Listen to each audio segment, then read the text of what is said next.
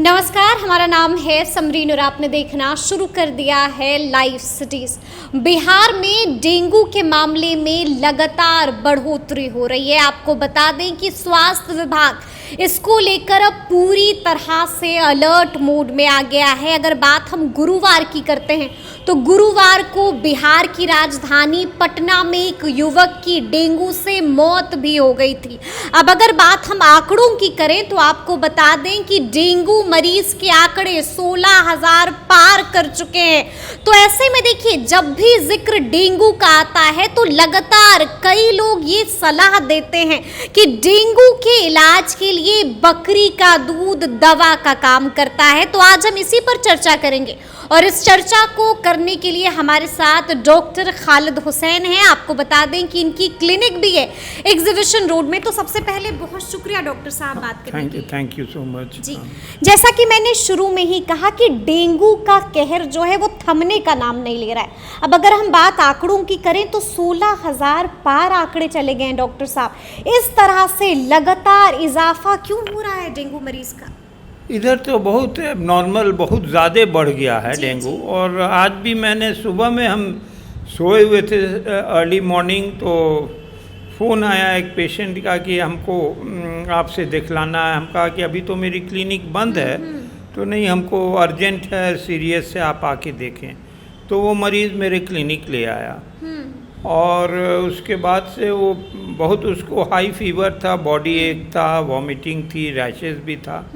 तो जितना सिम्टम्स था सब डेंगू फीवर का था। जी जी जी। तो हमने कहा कि अभी हम ब्लड टेस्ट वगैरह कराते हैं और फिर उसको मैंने हाइड्रेशन करके दवा दे के हमने उसको नॉर्मल कर दिया, फीवर उसकी उतर गई।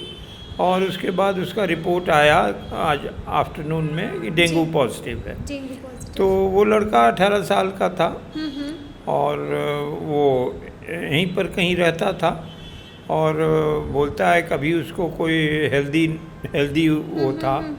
तो इस तरह से डेंगू का बहुत ज़्यादा ये फैलाव हो रहा है। बिल्कुल बिल्कुल। और देखा जा रहा है कि ये पहले नवंबर तक जनरली कम हो जाता था क्योंकि बारिश का सीज़न ख़त्म हो जाता है जी। ये बारिश के सीज़न में ज़्यादा ये पैर पसारता है। हाँ, पैर पसारता है। तो अब तो मानसून ख़त्म हो गया, मगर फिर भी ये डेंगू ख़त्म होने का नाम नहीं ले रहा है। आज हम आपको 2 पेशेंट एडमिट किया हॉस्पिटल में डेंगू के साथ। ये तो अच्छी बात है कि मेजॉरिटी अर्ली स्टेज में डिटेक्ट हो जाता है, क्योंकि अगर डिले डिटेक्शन में होगा तो डेंगू हेमरेजिक फीवर होगा। अच्छा। और शॉक में पेशेंट जाएगा, ऑर्गन फेलियर में जाएगा, जिससे रिकवरी नहीं हो सकती। तो पेशेंट मोर्टेलिटी बहुत हाई हो जाएगी। तो अभी तो ये है कि अर्ली स्टेज में इसका ट्रीटमेंट हो रहा है और ये अच्छे हो रहे हैं। और ये भी बता दें, कोई स्पेसिफिक ट्रीटमेंट नहीं है डेंगू का। कोई स्पेसिफिक ट्रीटमेंट नहीं, कोई स्पेसिफिक सिम्टोमेटिक ट्रीटमेंट दिया जाता है। कुछ दवाइयाँ दी जाती हैं जी। और देखा गया है कि अगर एंटीबायोटिकों की, वायरल है, इसमें एंटीबायोटिक का रोल नहीं है, मगर अगर कोई सेकेंडरी इन्फेक्शन है तो हम लोग डॉक्सीसाइक्लिन देते, जो कि देखा गया है कि वो डेंगू को क्योर में हेल्प करता है जी। तो अगर एंटीबायोटिक कोई देना है तो हम लोग ये देखते डॉक्सीसाइक्लिन। तो और उसके अलावा हम लोग हाइड्रेशन बहुत ज़रूरी है। हाइड्रेशन बहुत ज़रूरी है। उसको आईवी फ्लूइड देना ज़रूरी है, रिंगर्स लैक्टेट में जनरली देते हैं। और उसके बाद से सिम्टोमेटिक ट्रीटमेंट, अदर फीवर है, हाई फीवर है तो पैनाडोल आईवी इन्फ्यूजन दिया, उससे बुखार उतर गया। और आईवी डॉक्सीसाइक्लिन दिया या ओरल दिया, तो इससे काफ़ी अच्छी रिकवरी हो रही है। काफ़ी अच्छी रिकवरी हो रही है डॉक्टर साहब। लेकिन हम ये जानना चाहेंगे कि मामले जो हैं वो रुकने का नाम क्यों नहीं ले रहे हैं? हाँ, मामले इसलिए नहीं रुक रहे हैं मोस्ट प्रॉब्ली क्योंकि प्रॉपर फॉगिंग वगैरह शायद नहीं होती हो, और उसका जो मॉस्किटो का जो ब्रीडिंग ग्राउंड है वो साफ़ नहीं होता हो, और कुछ गंदगी भी रहती है।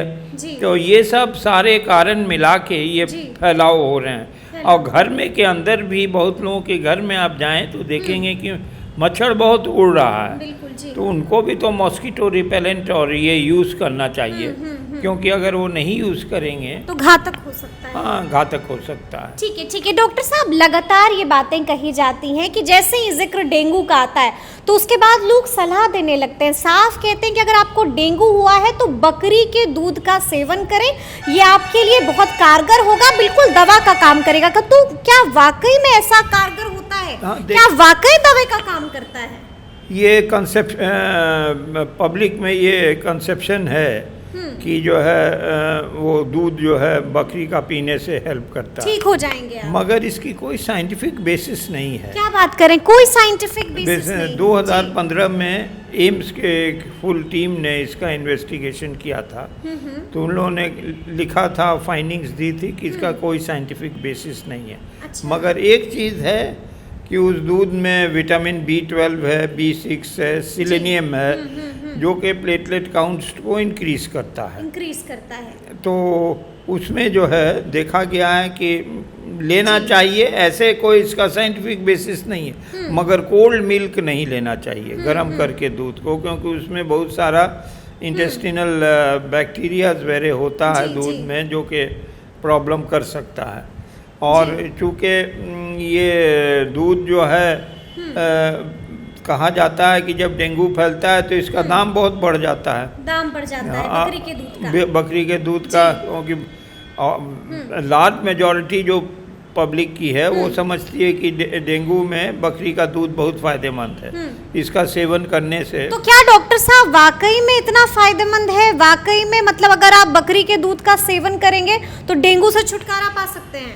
ऐसा तो हम नहीं कह सकते, मगर अनएक्सप्लेन रीजंस है कि फ़ायदा हो सकता। तो फ़ायदा तो पपाया लीफ से भी होता है, फ़ायदा तो कीवी से भी होता है, फ़ायदा तो पोमोग्रेनेट से भी होता है, ऑरेंज से भी होता है। लेकिन आपने कहा कि रिसर्च में पाया गया है कि कुछ फायदा नहीं होता है, ये सिर्फ एक कंसेप्शन है। हाँ, कंसेप्शन है, कोई डॉक्यूमेंटेड प्रूफ नहीं है, कोई साइंटिफिक रीजन नहीं है कि इससे फायदा होता है। अच्छा, लेकिन डॉक्टर साहब ये भी बातें सुनने में आई हैं कि अगर डेंगू के वक्त में आप बकरी के दूध का सेवन करते हैं तो आगे चल के ये जो है आपके लिए परेशानियां खड़ी कर सकता है, गंभीर बीमारियां हो सकती हैं। हाँ, क्योंकि उसमें लिपिड्स भी रहता है, फैट भी रहता, कार्बोहाइड्रेट्स भी है, ये है, और वो बहुत रिच मिल्क है, तो इसलिए ज़्यादा लॉन्ग टर्म सेवन उसका सेफ नहीं है। एलर्जी भी होती है और बकरी के दूध से बहुत लोगों को एलर्जी होती है, रैशेज होती है, तो उसमें ऐसा होता है कि कंफ्यूजन हो जाता कि भाई ये डेंगू का रैश है या बकरी का दूध ये पी रहे हैं उसका रैश है।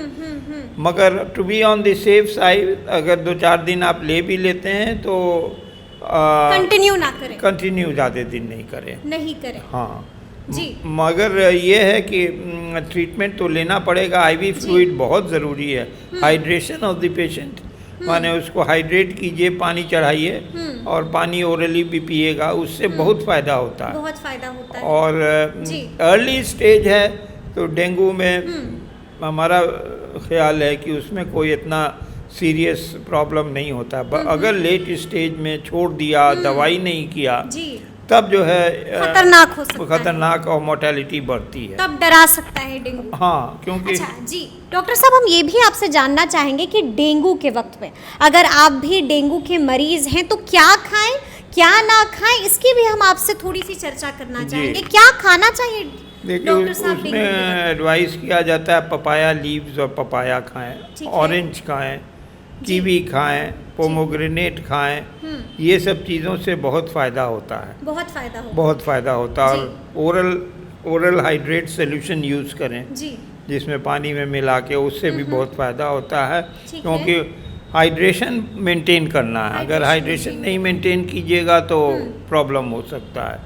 और प्लेटलेट्स बढ़ाने के लिए क्या खाना चाहिए? प्लेटलेट्स बनाने के लिए कीवी लोग कहते हैं खाइए, ये इसका भी लोग कहते हैं कि ये गोट मिल्क, बकरी का दूध भी जो है फायदेमंद है, मगर जिसके बारे में आपने कहा कि 1-2 दिन आप खा सकते हैं, लेकिन कंटिन्यू मत कीजिए क्योंकि नुकसान हो सकता है। और एक दवा आई है, एक कंपनी की, 2 कंपनी ने निकाला है, प्लेटेंजा करके, और ये मेरा पर्सनल एक्सपीरियंस है।